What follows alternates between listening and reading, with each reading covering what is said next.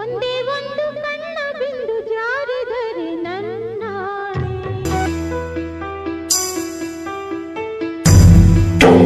ಅತ್ಯಂತ ಸ್ಫುರದ್ರೂಪಿ ನಟ ಸುನಿಲ್ ಇನ್ನೂ ಬದುಕಿದ್ದರೆ ಸ್ಯಾಂಡಲ್ವುಡ್ನಲ್ಲಿ ಸೂಪರ್ ಸ್ಟಾರ್ ಆಗಿ ಮೆರೆಯುತ್ತಿದ್ದರು.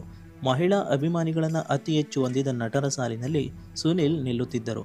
ಆದರೆ ಹಾಗಾಗುವುದಕ್ಕೆ ವಿಧಿ ಬಿಡಲೇ ಇಲ್ಲ. ಯಶಸ್ಸಿನ ಉತ್ತುಂಗದಲ್ಲಿ ಇರುವಾಗಲೇ ಸುನಿಲ್ ಇಹಲೋಕವನ್ನು ತ್ಯಜಿಸಬೇಕಾಯಿತು. ಸುನಿಲ್ ಯಕ್ಷಗಾನದ ವೇಷ ಹಾಕಿ ಅಭ್ಯಾಸವಿತ್ತು. ಓದಿನಲ್ಲೂ ಮುಂದಿದ್ದ ಸುನಿಲ್ ಇಂಜಿನಿಯರಿಂಗ್ ಪದವಿ ಅಥವಾ ಶಿಕ್ಷಣವನ್ನು ಪಡೆಯಲು ಬೆಂಗಳೂರಿಗೆ ಬಂದಿದ್ದರು. ಇಲ್ಲಿನ ಪ್ರತಿಷ್ಠಿತ RV ಕಾಲೇಜಿನಲ್ಲಿ ಸೇರಿಕೊಂಡಿದ್ದರು. ವಿದ್ಯಾಭ್ಯಾಸ ಮಾಡುತ್ತಲೇ ಅವರ ಮನಸ್ಸು ಸಿನಿಮಾ ಕಡೆ ವಾಲಿತ್ತು. ಆಗಾಗ ಯಕ್ಷಗಾನ ಸಿನಿಮಾ ಅಂತ ತೊಡಗಿಸಿಕೊಳ್ಳುವುದಕ್ಕೆ ಶುರು ಮಾಡಿದ್ದರು. ಅದೇಗೆ ಸಿನಿಮಾ ನಂಟು ಬೆಳೆಯಿತು ಅವರ ಮನೆಯವ್ರಿಗೂ ಸರಿಯಾಗಿ ಗೊತ್ತಿಲ್ಲ. ಸುನಿಲ್ಗೆ ಸಿನಿಮಾ ಬಗ್ಗೆ ಆಸಕ್ತಿ ಇದ್ದದ್ದು ಕೂಡ ಮನೆಯವರಿಗೆ ಗೊತ್ತಿರಲಿಲ್ಲ. ಹುಟ್ಟೂರಿನಲ್ಲಿ ಇರುವಾಗ ದ್ವಾರಕೀಶ್ ಅವರಿಂದ ಶ್ರುತಿ ಸಿನಿಮಾಗೆ ಆಡಿಷನ್ ಕೊಡುವಂತೆ ಕರೆ ಬಂದಿತ್ತು. ಆದರೆ ಈ ಬಗ್ಗೆ ಮನೆಯವ್ರಿಗೂ ಕೂಡ ಇಷ್ಟವಿರಲಿಲ್ಲ. ಆದರೂ ಸುನಿಲ್ ಆಸೆ ಪಟ್ಟಿದ್ದರಿಂದ ಸಿನಿಮಾದಲ್ಲಿ ಕೆಲಸ ಮಾಡಲು ಒಪ್ಪಿಗೆ ಸೂಚಿಸಿದರು. ಇಲ್ಲಿಂದ ಸುನಿಲ್ ಮತ್ತೆ ಹಿಂತಿರುಗಿ ನೋಡಿಯೇ ಇಲ್ಲ. ಸುನಿಲ್ ವೃತ್ತಿ ಬದುಕು ಯಶಸ್ಸಿನತ್ತ ಸಾಗುತ್ತಿತ್ತು. ಸಿನಿಮಾ ಒಂದೊಂದಾಗಿ ಹಿಟ್ ಲಿಸ್ಟ್ ಸೇರುತ್ತಿತ್ತು. ಎಲ್ಲವೂ ಸರಿಯಾಗಿ ಇತ್ತು.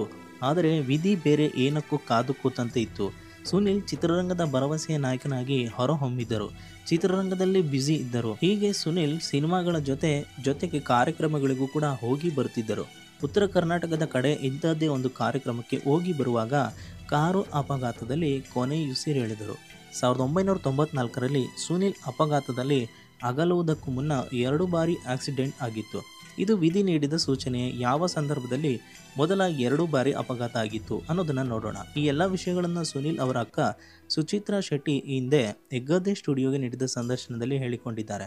ಸ್ನೇಹದ ಕಡಲಲ್ಲಿ ಸಿನಿಮಾ ಮಾಡುವಾಗ ಮೊದಲ ಬಾರಿಗೆ ಸುನಿಲ್ಗೆ ಅಪಘಾತ ಆಗಿತ್ತು. ಸ್ನೇಹದ ಕಡಲಲ್ಲಿ ಸಿನಿಮಾ ಮಾಡುವಾಗ ಒಮ್ಮೆ ಶೂಟಿಂಗ್ಗೆ ಹೋಗುತ್ತಿದ್ದ ವ್ಯಾನ್ ಆಕ್ಸಿಡೆಂಟ್ ಆಗಿತ್ತು. ವ್ಯಾನ್ ಪಲ್ಟಿ ಆಗಿತ್ತು. ನಾವು ಶೂಟಿಂಗ್ ನೋಡಿ ಬಂದಿದ್ವಿ ಅಷ್ಟೇ.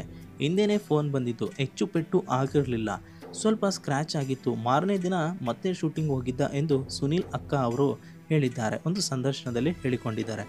2ನೇ ಬಾರಿ ಸುನಿಲ್ಗೆ ಹೈದರಾಬಾದ್ಗೆ ಹೋಗುವ ಮುನ್ನ ಅಪಘಾತ ಆಗುವುದರಲ್ಲಿ ಇತ್ತು.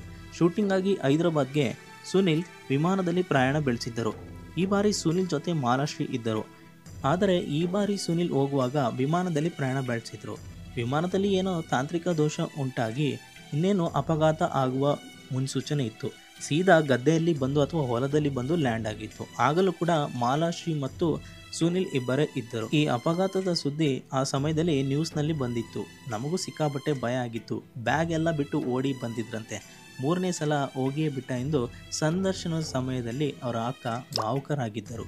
3ನೇ ಬಾರಿ ಅಪಘಾತ ಆದಾಗ ಸುನಿಲ್ಗೆ ಹೀಗೆ ಚಿಕ್ಕ ಪುಟ್ಟ ಗಾಯಗಳಾಗಿರಬಹುದು ಅಂದುಕೊಳ್ಳಲಾಗಿತ್ತು. ಆದರೆ ಈ ಬಾರಿ ವಿಧಿ ಆಟ ಸುನಿಲನ್ನು ಬಲಿ ಪಡೆದುಕೊಂಡಿತ್ತು. ಚಿತ್ರದುರ್ಗದ ಸಮೀಪ ಸುನಿಲ್ ಕಾರು ಚಾಲಕ ನಿದ್ದೆಗೆ ಜಾರಿದ್ದರಿಂದ ಎದುರಿಗೆ ಬರುತ್ತಿದ್ದ ಲಾರಿಗೆ ಗುದ್ದಿದ್ದರು.